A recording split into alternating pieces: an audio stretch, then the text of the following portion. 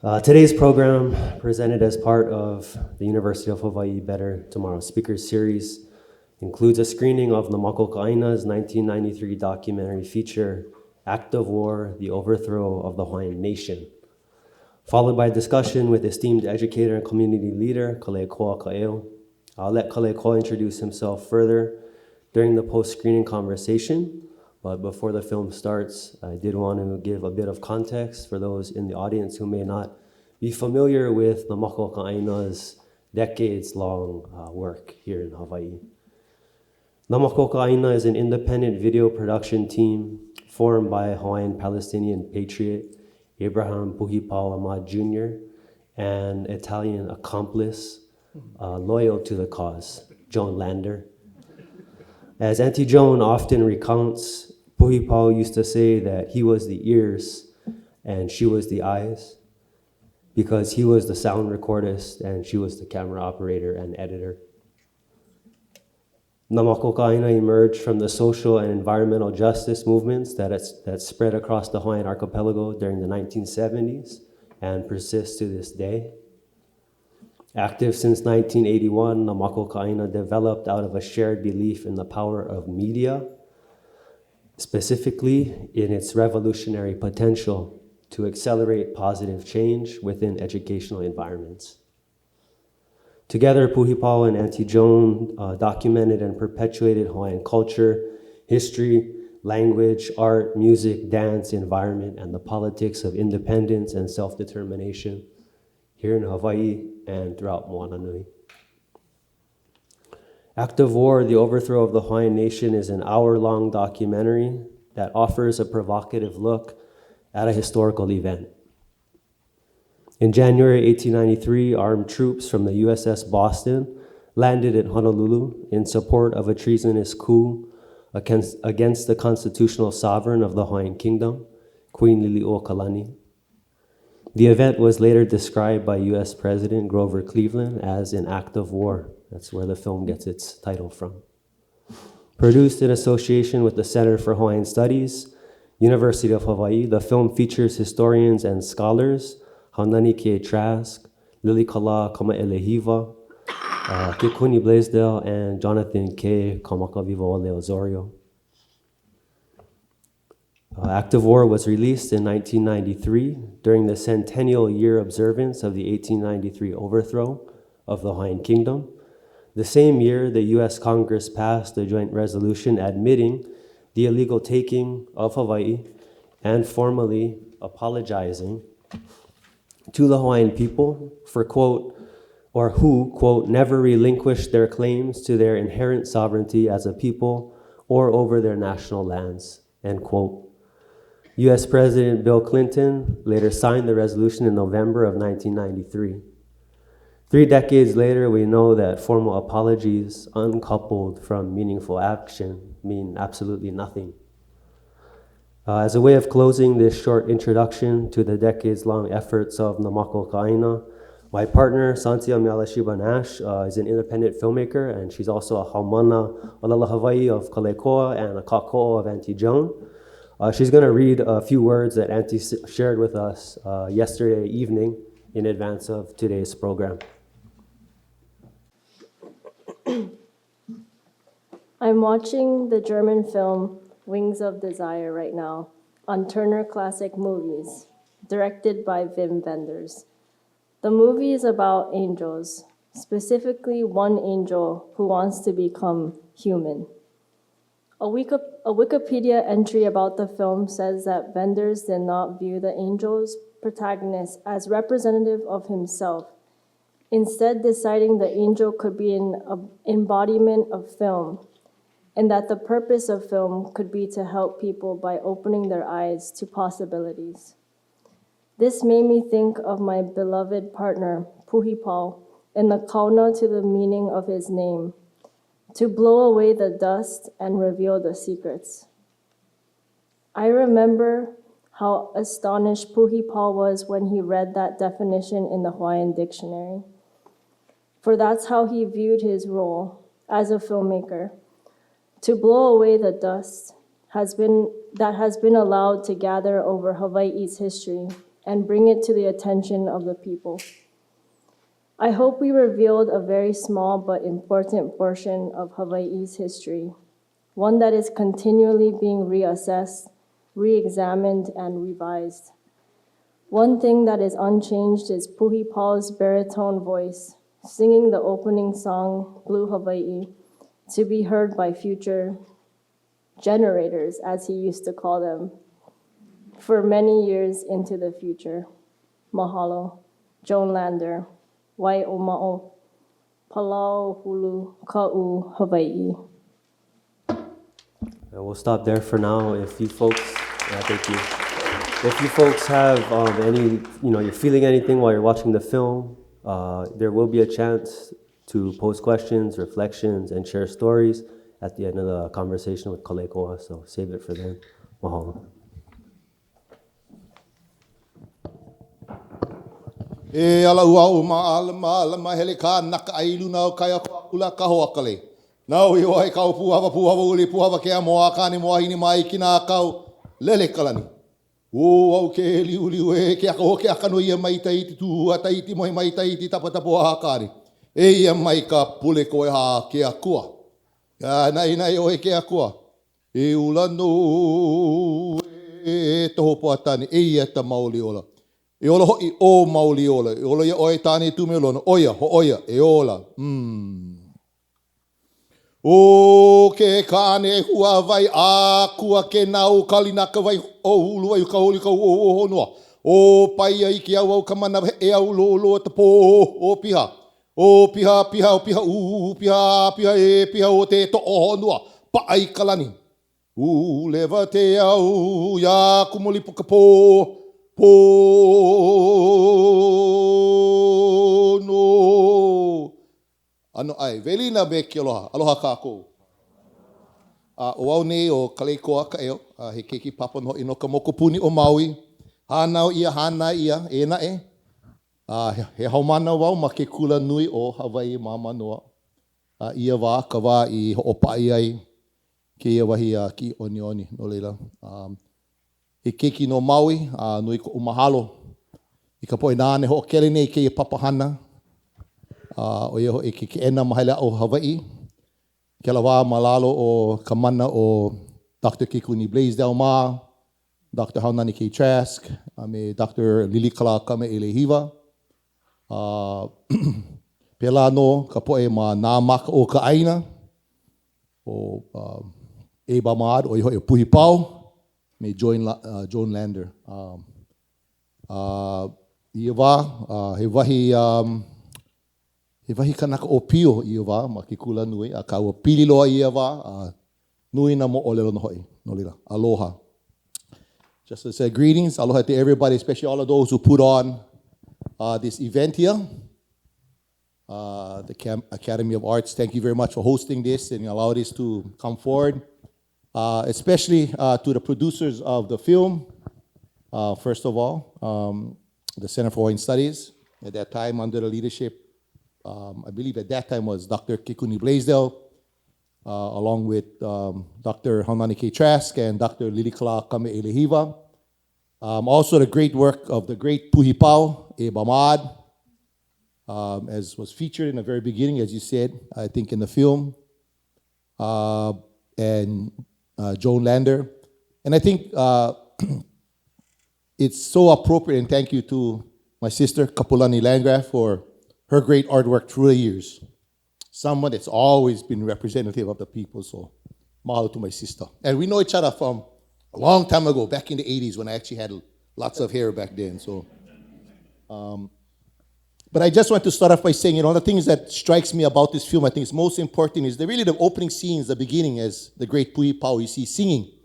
And what the film really tried to present, I think at its core, was to challenge the so-called narrative, up into that time, into the early 90s, this narrative of, as we used to call them back then, the HVB Hawaiians, that is Hawaii Visitors Bureau Hawaiians who ran around happy with aloha shirts and kukuinat leis and singing aloha oi and this kind of sense of this happy native and everything was nice and clean and we're just so fortunate and happy to be in the situation we are and and in the sense of, as the great Ngugi Wationgo says, theft is holy, that we're celebrating the fact that what had happened to our people. And really because of the lack of education, or in fact, I would say miseducation. And really what was most important about, I think, the film was that at the very beginning, you see that it's challenged. In the first few minutes, you see the narrative where you see Puhi Pau singing Blue Hawaii and the images of Hawaii. Because that's what Hawaii is portrayed around the world. So-called happy native that is just so blessed to be in this highly militarized and touristized and Christianized and all those other kind of eyes that's happening here. Commercialized and so forth. And I think what he portrays, of course, you see right in the very beginning, just from the images, as you see Hawaiians being taken away in handcuffs and taken away in police trucks, and Hawaiians really challenging what was going on at Hawaii at that time. So I think one of the important things I want to maybe touch on a little bit about when that film comes out. Was it 1993? I mean, I know I'm being produced in the early 1990s. I was a youngster back then running around at Mānoa and with other fellow young Hawaiians on campus at that time. And there's a lot of good work that was being done in that period, including the film.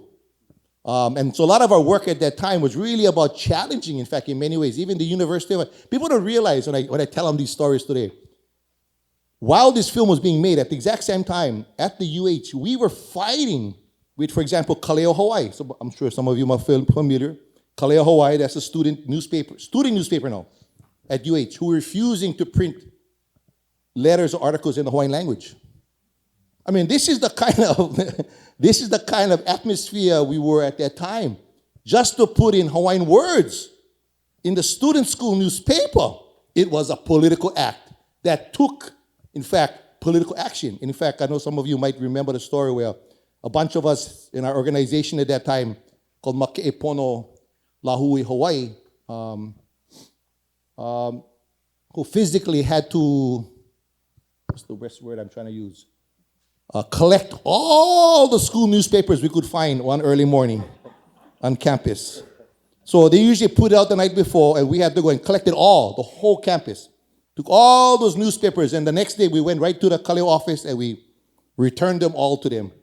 And then we called all the advertisers who paid for advertisements, and we told them that they paid for the advertisement that never went out to students. And so, and my point is, it took that kind of, and this is the kind of atmosphere that was going on at UH at that time. Some of you might be familiar with issues over the Hawaiian language, fights over just trying to get sufficient amount of Hawaiian language classes offered at that point. Some of you might be familiar, remember the whole Joey Carter incident that was going on at the same time.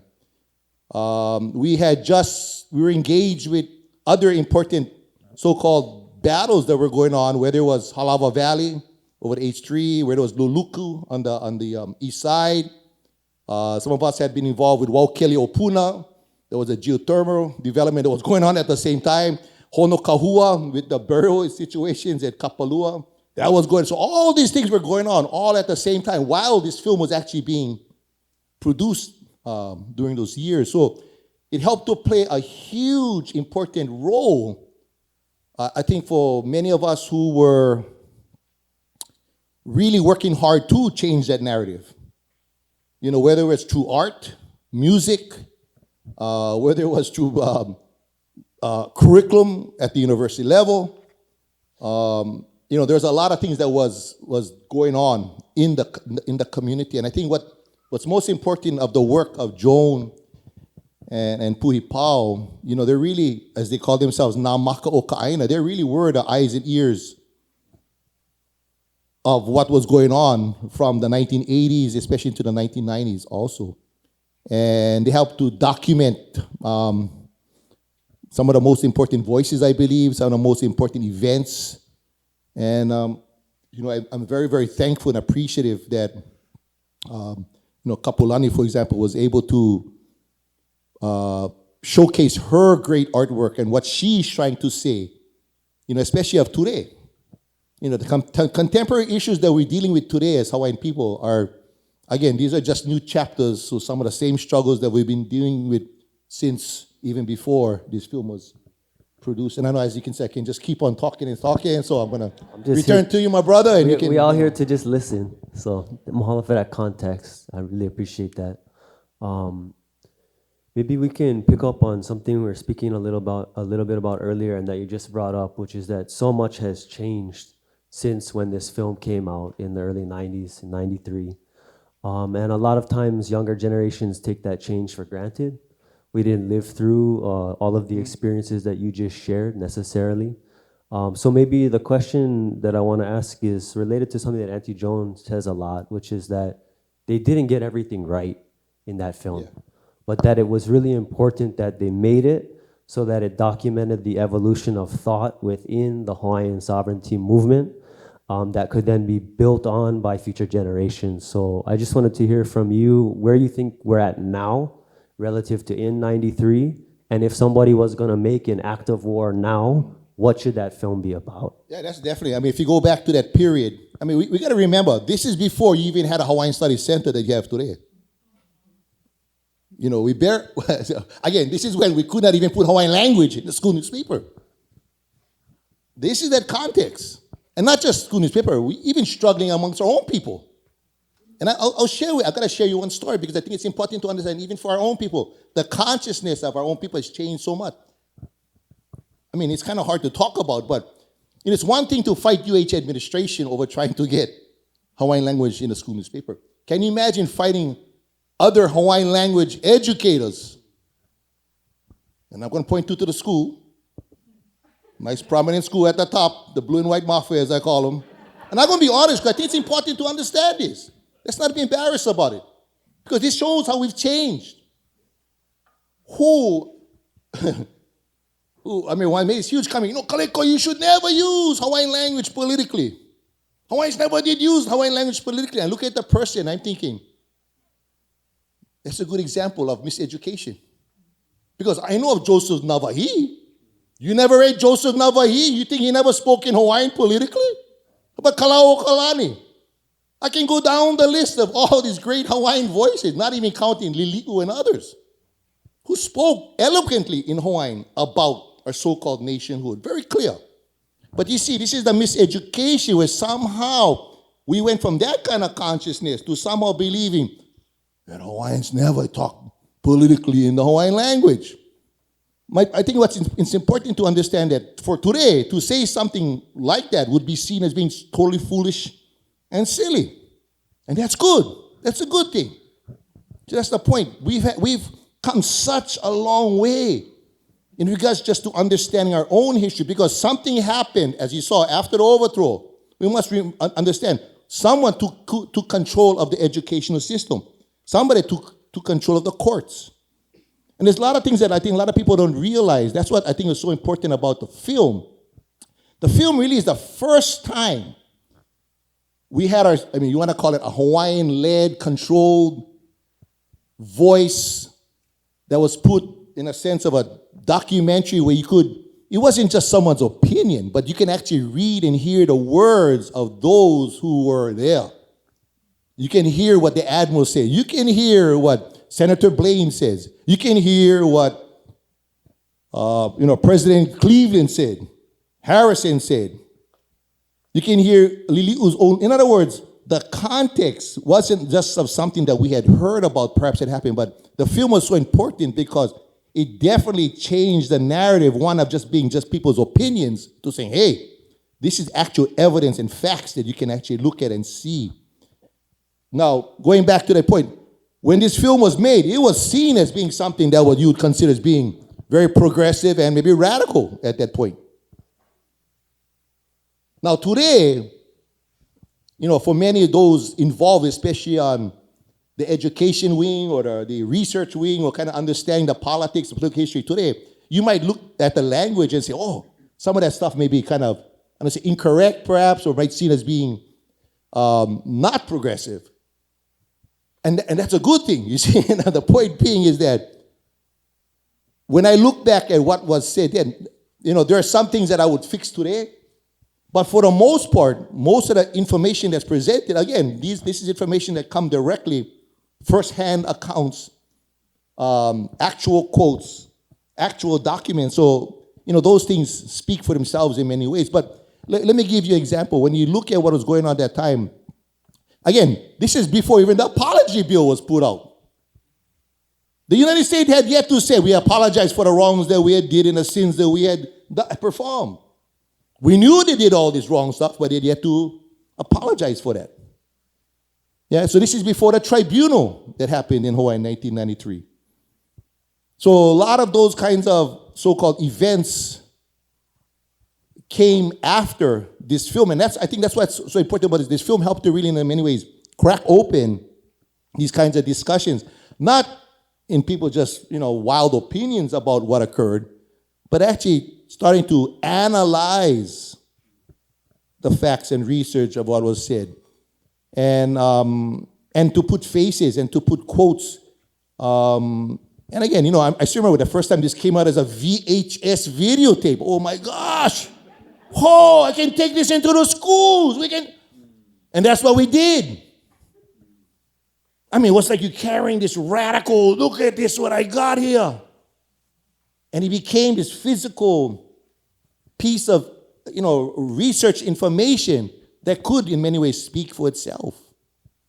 And I think it really helped to turn the ways we started to discuss. And, for example, today, well, let me go back at that period of film. When we talked about what was going on in the community, especially in the Hawaiian community, there was a lot of heated discussion, debates, scraps, if you want to say, amongst different ideas that was out there. And part of the reasons you had many, many different opinions, because most of them were still opinions, you see, because they still were based upon this not fully understanding, not just facts, but being able to analyze those facts. And so I always tell the story, back then I would talk about the illegal occupation of our territory. Sounded like good rhetoric. I mean, I borrowed from other people. I didn't really understand what that meant. What was an illegal belligerent military occupation? And I used to say it all the time. But it really wasn't until the mid-90s when we really started to educate ourselves, really started to read, and people like Dr. Keanu Sai, your brother Kuhio back then, others, and some of these other great minds out there who really did a lot of research to understand international law, to understand, well, what do these concepts actually mean in the world out there? And since that time, we've, in fact, become way more, not just educated, but the ability to actually educate others besides just ourselves. And so, if we were going to talk about things today, you would basically see, I would say we may still have differences of opinions, but what we actually agree upon is a lot more, there's a lot more clarity today. Yeah, and that's because we know there was no annexation. I mean, you may believe there was one. You may fantasize about one that's good for you. And for me, I always said, as I tell my students as a professor, I say, I'll give you 100% A, extra credit. All you got to do is show me the annexation. And of course, they go out there and research Wikipedia, and they might find, they found a resolution. Aha. What is a resolution? Well, anyone who studies civics should realize a resolution only has power within the confines of its own so-called territory. In other words, where does American law work? In America. Does American law work in Canada? Can Congress pass a law and say, in Japan, you guys don't smoke cigarettes anymore? You are limited. Your municipal power is limited to your territory, your sovereign territory, period. The question is, how does the New Lands Resolution, listen to that title again, that's what it's called, 1898, where does it derive its power from? From Congress. What is the congressional limitations of the power of a resolution or a public law? Where does American law work? So how the hell does American law work? In 1898, within the borders of a recognized now sovereign independent nation state with over 80 delegations around the world, 4 treaties at that time with the United States. And I'm not talking about domestic treaties. I'm talking about internationally recognized treaties. Now, if you don't understand that part, you need to learn your civics also, and you realize Article 2, Section 2, United States Constitution, right? The president, executive branch, he negotiates with another foreign power. They come to an agreement, contract. We agree to this, you agree to that. Second and most important step, the president then takes that negotiated so-called treaty, and then it has to be ratified by 2/3 supermajority in the Senate. That's not Kaleikoa's opinion. I'm not making this up. I'm telling you, that's in there. Go look it up yourself.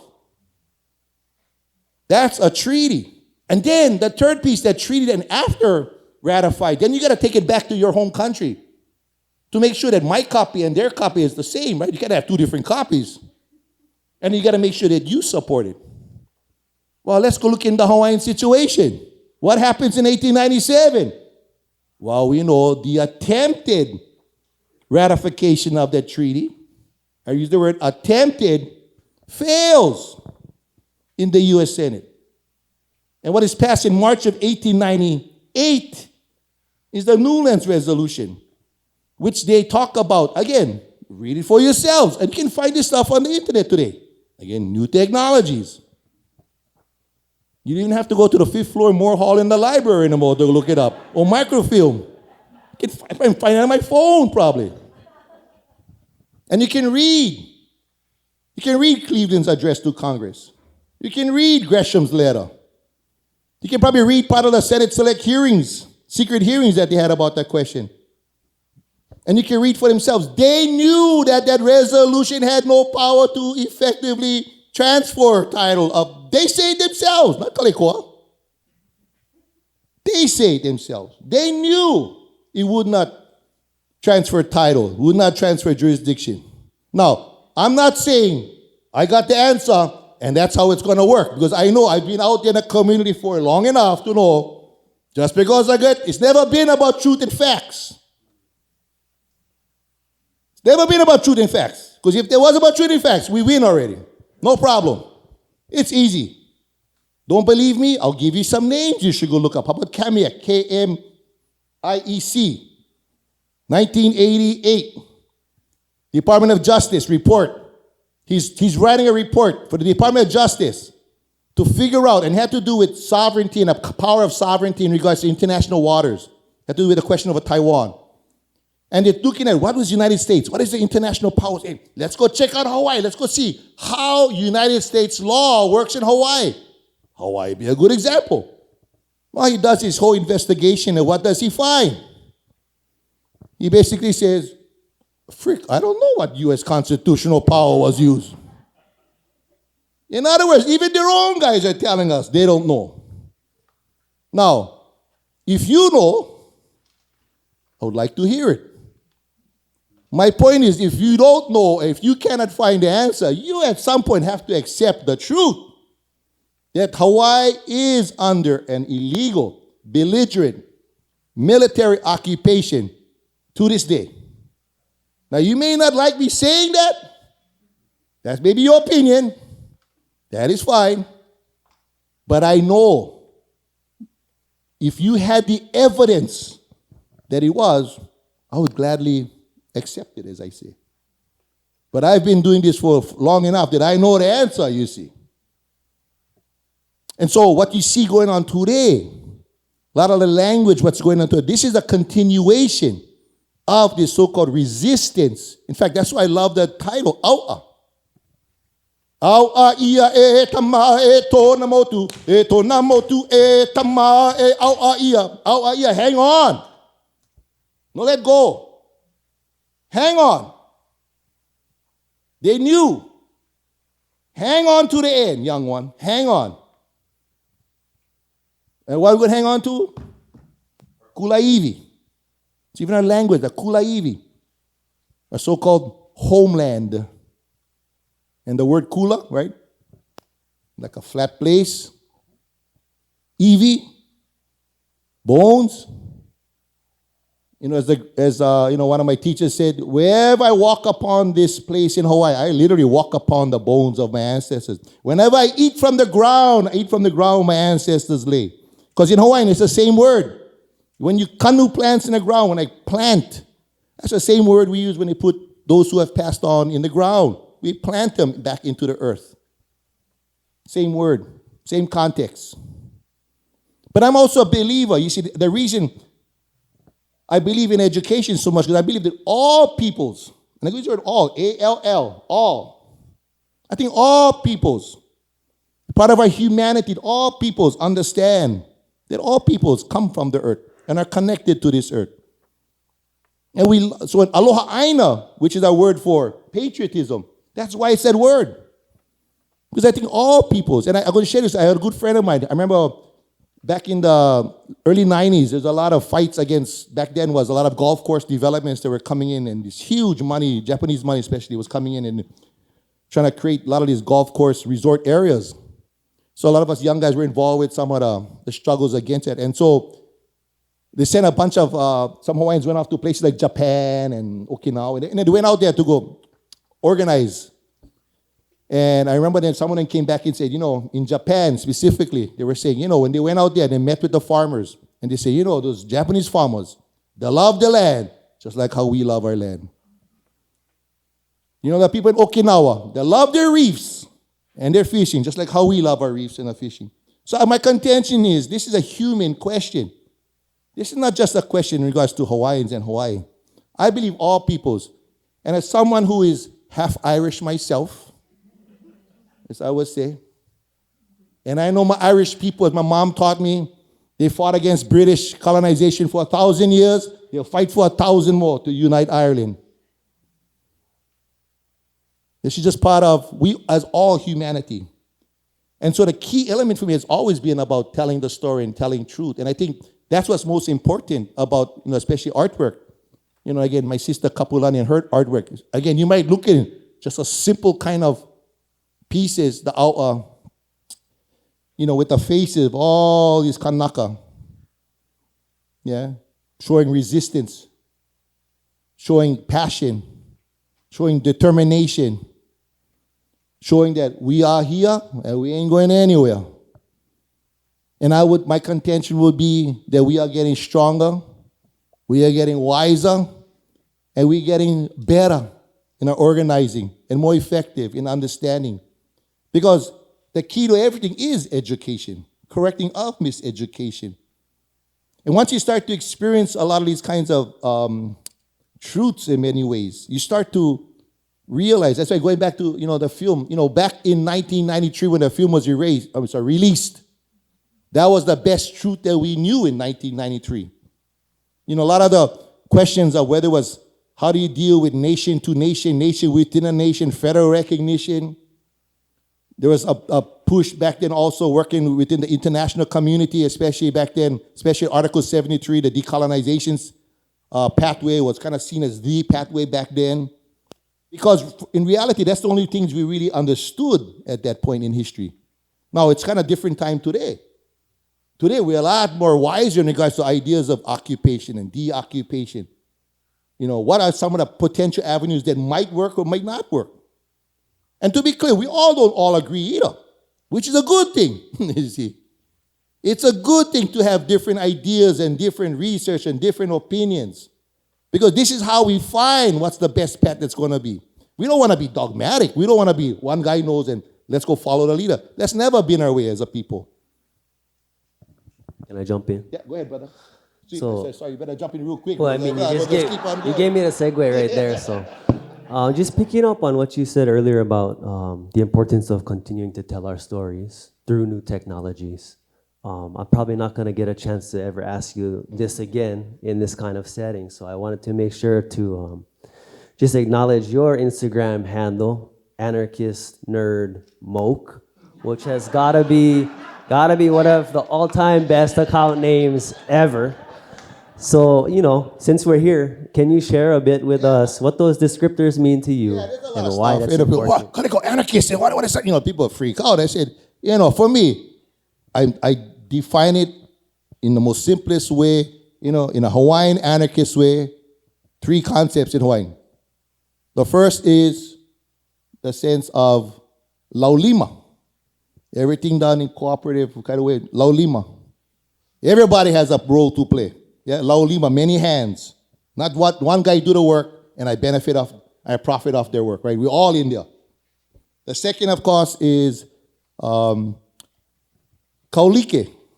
Yeah, the fact that everyone's equal. No masters, no gods, nobody is the king over everybody else. We all equal.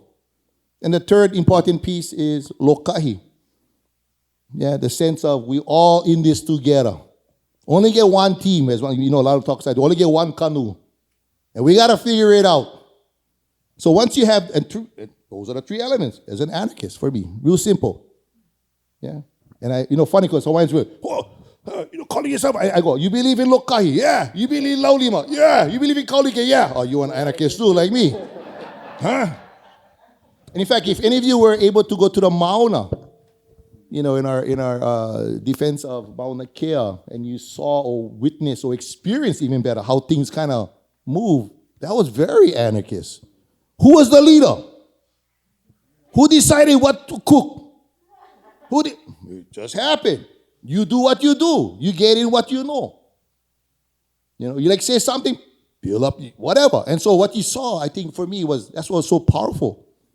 And the other part to that, nerd, yes, I'm a nerd. I think it's important to be a nerd.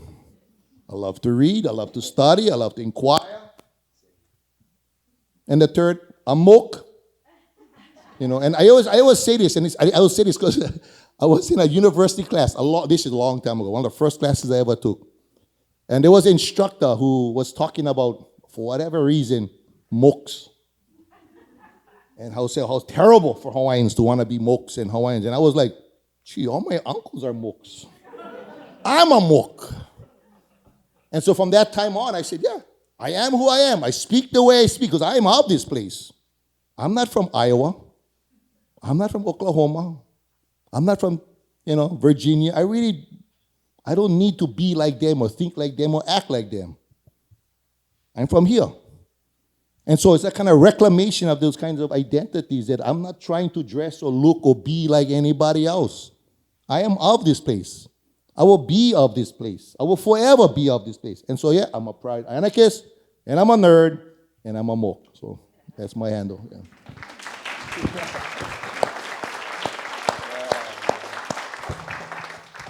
Gonna do a quick time check. Okay, we got 15 minutes left. Better watch out. Yeah. So one more quick one for you, and then maybe we'll open up to folks in the room. And this is this circles back to Puhi Pau. As a Palestinian Hawaiian patriot, community leader, warrior for sovereignty, and just wanted to make sure to give you the chance to honor Puhi Pau by connecting what's happening right now in Palestine and in other parts of the world, ongoing genocides that are daily realities for many people, to what has happened in Hawaii, and to kind of connect, past, present, and future Palestinian and Hawaiian causes in a way that's meaningful for you. Yeah, I mean, I was talking. I'm a fortunate guy. I get emotional.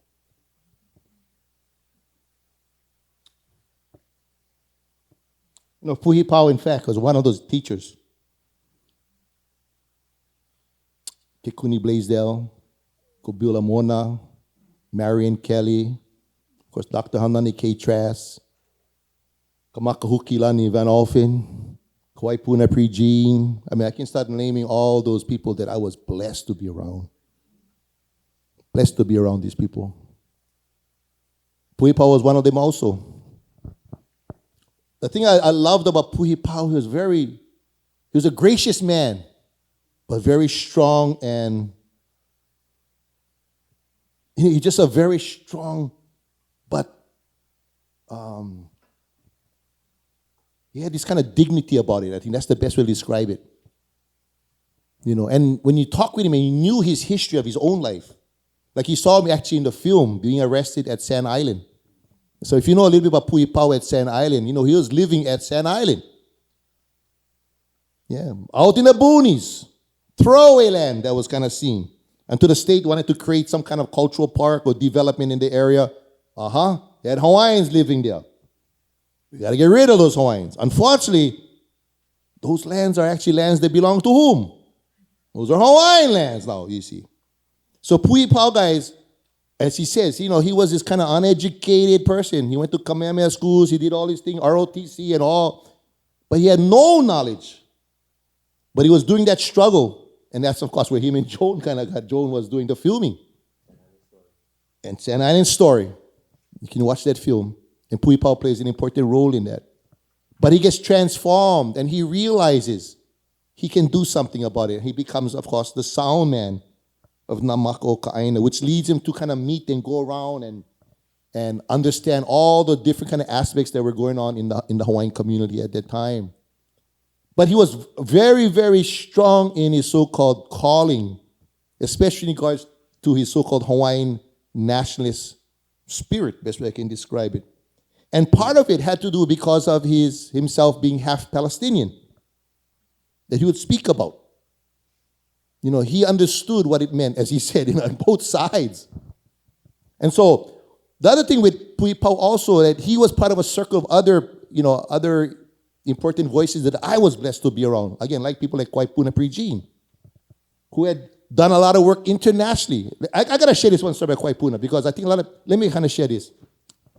In the 70s, actually 1974, what started is called the International Indian Treaty Council. In 1977, they finally, after years, what they would do is I kind of got to back up. So Kaipuna Prijin would go to Geneva every summer. And he was part of a network of so-called, back then, they were calling themselves Indians. The language had not shifted to create today what we call indigenous peoples or native peoples in that sense. And I learned part of this story. I mean, he would tell me, so I was real close to Kaipun. He would give me all these lessons. I learned, I met all these people, but I didn't really realize what kind of impact he had internationally. And then I had gone to a human rights conference in Los Angeles, and there were some of the American Indian movement people there, some of the Black Panthers, some of these older generations that had been around, And anyway, there was an important speaker that came to speak who actually worked for the UN, some big shot, and he was in the racism, I don't know, that was his area. Anyway, he comes to speak and he goes, "Hey, I heard there are Hawaiians in the audience." Now this is in front of hundreds of people. And we go, "Oh, I'm talking about us." And he says, "Oh, I gotta tell this story." So he presumes, he thought, I want to tell everybody here, especially all your so-called indigenous peoples here, to thank the Hawaiians. I said, wow, you're telling everybody to thank the Hawaiians here. Must be something important. And he begins to tell this story, and he says, every summer they would go to Geneva, and they had no money, poor so-called natives running around, sleeping in the parks, in the chairs. He said, but on the weekends, he said, this Hawaiian guy, he would disappear every weekend. And Lico Martin would go up, and some was up there too, so if you guys know Lico. And he said, these Hawaiians would disappear. Where the hell they would go? And they would come back with all this cash. And they would get a hotel room, they all bathe, shower, they get to eat. And then they're back in the parks, and then the Hawaiians would disappear again, come back. And they couldn't figure out. Anyway, what he was telling the story was, Kaipuna would go on these trains in Europe, and he would jump on the trains, and he would take his guitar, and of course sing Hawaiian songs and people would donate money. And from that money, this is how the money they were used to fund. So if you know people like the earliest, Rigoberto Minchu, all these important names, and the Means brothers, and all these important people that early on were involved with the International Treaty Council, was a Hawaiian who was feeding them. And he goes on to say, he says, but a lot of people don't realize the influence that the Hawaiians had with all of them. Now, Kaipuna used to tell me, but I thought Kaipuna was just giving me a story, of course, that, Make a long story short, after years of struggling, finally the UN said, we're going to give the International Indian Treaty Council, we're going to give so-called natives, for the first time ever, we're going to allow 5 minutes for native peoples to address the UN, for the first time ever, official. And who did they choose to speak for all native peoples? It was a Hawaiian. It was Kaipuna Prijin. So his point was, today you can look at all the progress that we talk about so-called indigenous peoples have made at the UN level. If you want to call it progress, a whole lot of debate. But we got to see ourselves and realize we're fortunate from people like Koipuna, who was given that opportunity to talk. But this, my point is, this is the kind of circle that people like Pui Pao ran around with and stuff.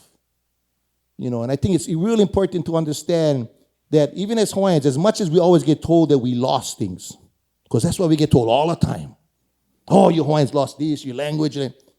First of all, I always put to rest, when people say, you Hawaiians said you lost your land. I said, it's not the land we lost. The land is still there. It's your minds that you lost, you see. Somebody pimped your mind to somehow believe that you lost your land. Somebody told you a mythology, this story that you go, oh yeah, somehow they legally and took something that's ours. Because the land is still out there.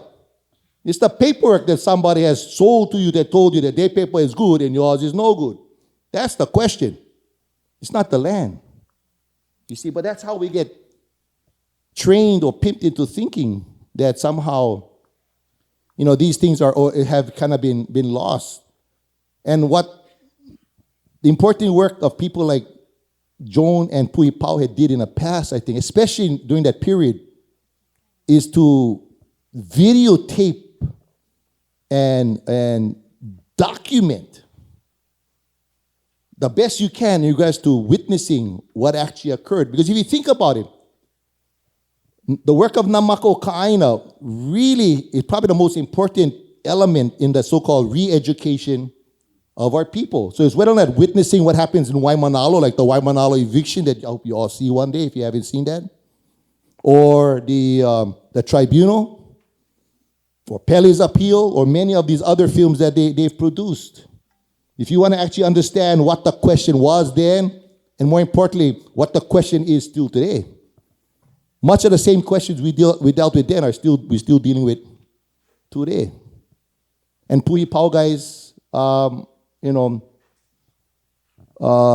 provide us with that kind of way to experience, so we can, not repeat those kinds of mistakes perhaps that we've done in the past. But just to add, let me just add to the last, what you're asking about, if there was a film being made today. Most of the film that you saw, I think, would still be very, very relevant. I think what you would find is maybe some tweaking of some of the words, the language, the concepts that we use today.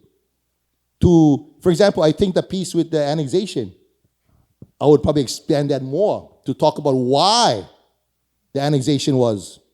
There is no such thing as there is no annexation. So I always tell people, it's not even an illegal annexation. They don't even have an annexation. You cannot make something illegal that's never existed. There is none. They have a resolution.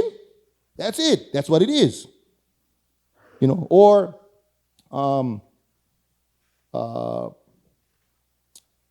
the question of neutrality, for example. I think a lot of people fail to really understand when we talk about, especially the military question about Hawaii, the idea of we're going to get invaded. This is why in 1854, during the Crimean War, they began the process of Hawaii not just being an independent nation state, but Hawaii took on a very peculiar kind of position, recognized as a neutral independent. Again, very different than Switzerland. Now, when people go, well, how would you defend yourself? Well, as a neutral nation state, there is no need to defend yourself. You see, that's the point. There is no mechanism for a foreign entity. I mean, if that's the case, then Germany right now, or any country right now, could invade Switzerland and take it right now. But they cannot. There is no legal mechanism for that to be done. And if you know of a way, you should explain that. And the last thing I'd like to say also, education is the key. And, kind of I think what the film also shows, people don't realize, especially in the Hawaiian Kingdom era, that's something else I would probably expand about. There's always this idea that the Americans brought freedom, liberty, and equality to us here. Nothing can be further from the truth. In the Hawaiian Kingdom, when they said all peoples are equal, that's in our constitution. All peoples are equal. And you look at a constitutional laws and cases and policies in Hawaii, how were all people treated? As equal. Was anyone persecuted because they did not speak Hawaiian in court? No. For the religion? No. Well, I should step back. There were Catholics that were persecuted for a little while. I got to step back then, part of history. But the point I'm trying to say, it's important to, that's the kinds of things. In other words, because there's this idea that democracy was brought here, that equality was, no. Actually, if you look at the cases, you'll find we lost equality with the coming of the Americans. In fact, one of the things you notice on the film, they don't really talk about war, is that one of the reasons they hated Lili'u, and I use the word hate, wasn't that she was a brownie. How dare you have a brown person rule over them? But the fact that she was a woman. You can read the context themselves. They couldn't stand the idea of being ruled by a woman. That's an issue Americans have to this day. That's not our issue. See, these are the kinds of things we got to understand. And these are the kinds of things I would expand on to show, wait. They never bring anything here. They took from us. They took from us. You want to look at the legal title of the land system? That's why in Hawaii you have these rights of what? Access and gathering. You think Americans brought that in here? You think the reason we don't have private beaches here is because the Americans introduced that idea? No. That came from us. The idea that water belongs to all? You think that was brought in by Americans? No. See, these are the kinds of things we got to understand. And my point is, I think that those are the kinds of things I'll probably bring into a future one to really showcase, in fact, what was really taken from us and potentially what could be. People don't really realize and I'm going to share the last thing. When I went to Germany years back, I remember, one of my talks, I purposely tried to showcase to the Germans, there was no Germany when the Hawaiian Kingdom was running around. And if you know history, that's the truth. They had Habsburg, they had all this little that became the Germany of today. But the Hawaiian Kingdom was a recognized nation state way before them. Yeah, and this is part of the truth. And again, to the point that I think that's the importance of these kinds of films. It created that pathway to seek the truth. As the great George Helm said, do your homework, do your homework, do your homework.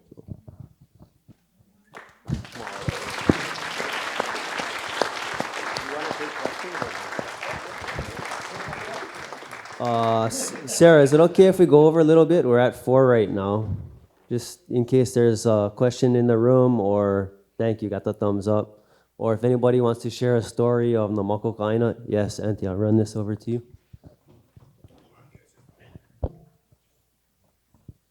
I just wanted to comment that regarding the lack of legal standing or legality of the so-called annexation, and yet, we have the situation that we have today. We have land titles, people holding land, and for Hawaiians, for me anyway, what I want to see come out is I want land. I want land for our people. I want land for our Kanaka to come back to the spread of Kanaka out there. And it does come down, as you talk about, the annexation. There was no annexation. But the power of that resolution rests upon the naked promise of the conquering power that we can kill you. And that's what holds up that so-called annexation. And I liken that to the situation of Tibet.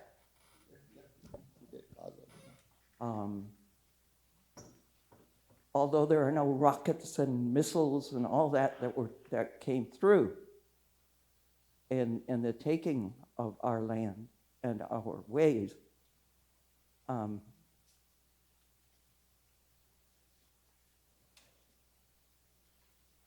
I am still reminded when I see, Tibet and what's happened to Tibet, and then you see Russia doing what it's doing, and I ask Americans to take a look at what has been done here. What has been done is wrong and continues to be wrong. What can be done about it? That's a scary thing, because the first question that will come out of the minds of people who are here, who are not Hawaiian, is, are you going to take away what I have? That's a scary prospect. And my question then is, and what are you going to do about it? Because ultimately, this country, the United States of America, can kill me if I want justice, real justice. Mahalo for sharing that, Auntie. Kaleikoa, you want to No, I speak? mean, I think you're totally correct in regards to understand what power is. And that's why I said in regards to what truth is. I mean, let me just start with the Mānoa, for example. It finally came out about 2 weeks ago. I think the Supreme Court finally said that, for example, the access road that goes from the highway up into the top of Mauna Kea runs through Hawaiian homelands, and the Supreme Court finally said the state has known nothing. No authority, no paperwork, no nothing. They simply decided to run this road through Hawaiian homelands. And again, Hawaiian homelands are made for who? For whose purpose? For astronomers? Who decided? Again, the point is, even when you get the facts of truth, you see, that's the point. So we who've been involved for a while understand it's never been just about truth. Truth is the part that tells me, hey, I know I'm in the right. But at some point, I also know where the power lies. And the only reason they're up there is because of this. It has nothing to do with truth. Nothing.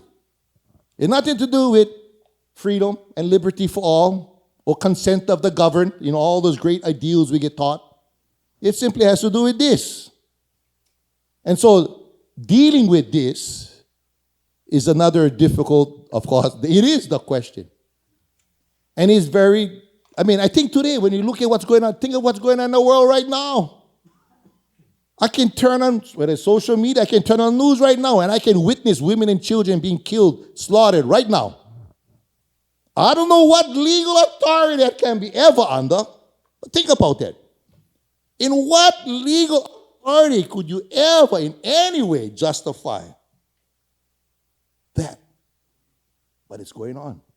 Not because it's legal or right. Because somebody got the mic, somebody got the guns, and somebody got the will to take what they want. And so we're living in this kind of world. So that's, for me, it's never just been about education. It's never just been about truth or facts. It takes organizing. And one of the sayings I would use in a Mānoa when we were up there, people would say, Kaleikoa, how are we going to win? And in Hawaiian, my response was, Mau ka nui o ke aloha e pono ai. All I can give you the answer is, by the amount of love that's necessary. That's it. That we got to be able to commit ourselves in more love to do whatever is necessary. Whether it's today, tomorrow, or 10 years or 20 years. But it has to be a process, because we know, as human beings, we know that is the right way. This is never the right way. And so in Hawaii, we always got to remember, when people talk about weapons of mass destruction, right, we better watch out. We better go after those guys in Iraq, Afghanistan, weapons of mass destruction. Okay.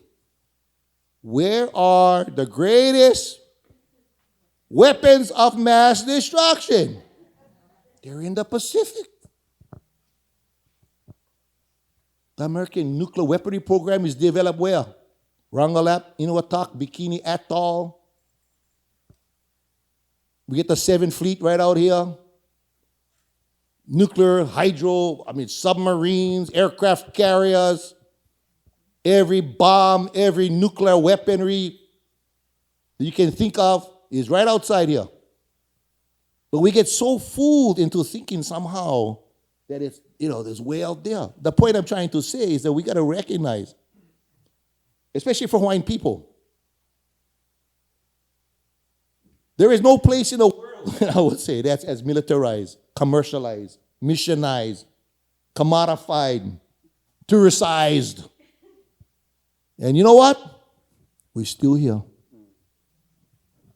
The things that the great Kwame Turi used to say, and I always quote, as he would say, the greatest swimmers swim in the roughest seas.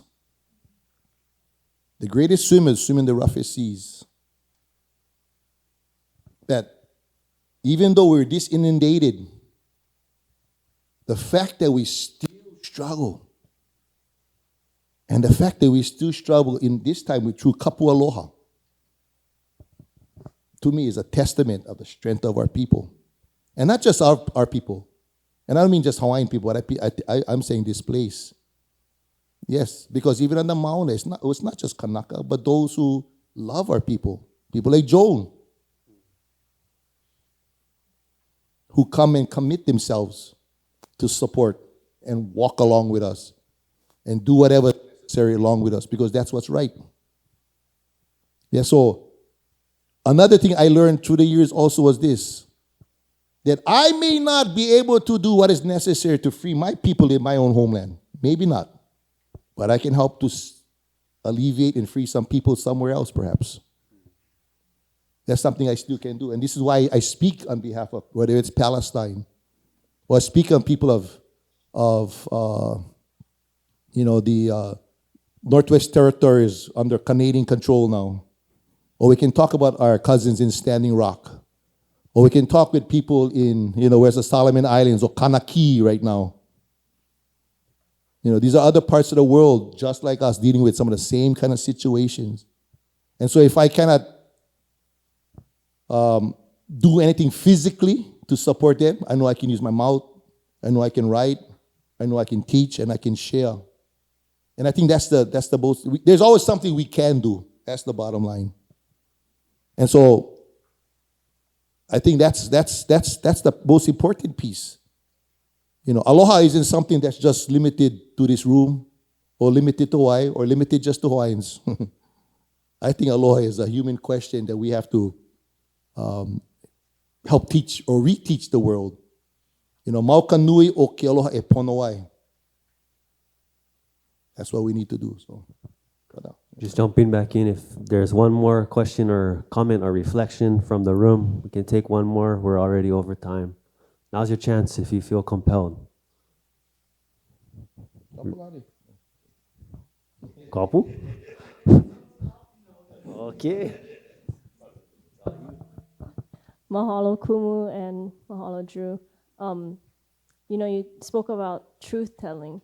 What do you think filmmakers of Hawaii should be making? What do you think filmmakers of Hawaii should be making today? I actually think the films that have been coming out in the past 10 years are terrific in all kinds of ways. I mean, whether you're talking about race, ethnicity, color, language, sexuality, a lot of different kinds of films. And I think that's why art has always been about being truth-telling. I think that's the most important, is to speak truth to that kind of authority that Ante was talking about, that kind of illegal, blind, violent, threatening authority that wants to disguise and hide the truth. This is how they hold power.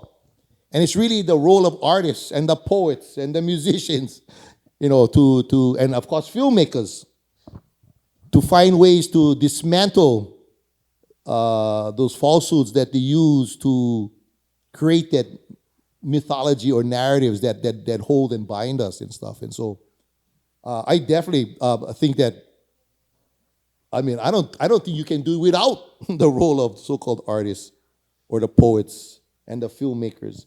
And if I was to say filmmakers, I would say that's it. It doesn't, I think talking about what you know, what you experience, Hawaii have such great stories.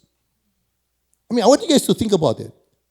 What other place in the world is like Hawaii? We can start just with the physical beauty of this place. the kind of landscapes that we have. We can go from a rainforest, and in 20 minutes I can be in a desert, or I can be at the beach, or I can be at the top. I mean, there's no other place in the world you can go through this kind of biospheres. And then think about the history of this place. Whether you're talking class, whether you're talking various ethnicities, whether you're talking different colors, religions. And things aren't perfect. I know that for sure. But the hell is way better than most of the places I've been out there. And I went when I went to Quebec a long, long time ago. And it was kind of seen this multicultural place. It was interesting. I walked into this nightclub, and I can't forget, it was a nightclub, and you had French-speaking Canadians here, you had English-speaking Canadians there, you had some Asian people there, you had some Jamestown Cree over there, you had some black, and they called that multicultural. They're all in the same place. But see, in Hawaii, that's in our families. We don't just go to the same school. We don't just have neighbors that are there. That's in our families and stuff. So that's why I'm saying, when we talking living amongst different peoples, we talking about living amongst very different language. And I think I always tell Hawaii people is this, especially artists and filmmakers. The answer ain't going to come from those guys out there. Our experiences in Hawaii is unique. And we should see that. We should realize our stories and the way we can talk about humanity is, I don't think there's any other place they compare to us. So we should use that kind of so-called advantage that we have here to tell those kinds of stories. Because the truth is this, the rest of the world will become like us. The rest of the world one day will be like us. So we are already in the future of the rest of the world. So let's lead. Let's take the front as we should.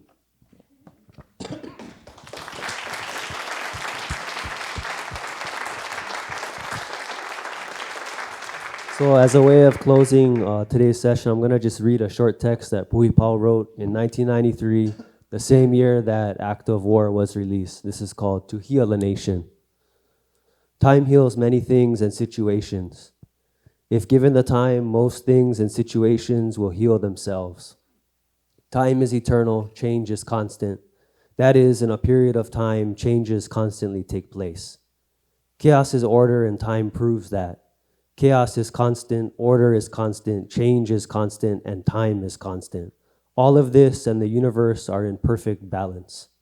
There is always the yin and the yang, the positive and the negative. Universal power maintains this equilibrium.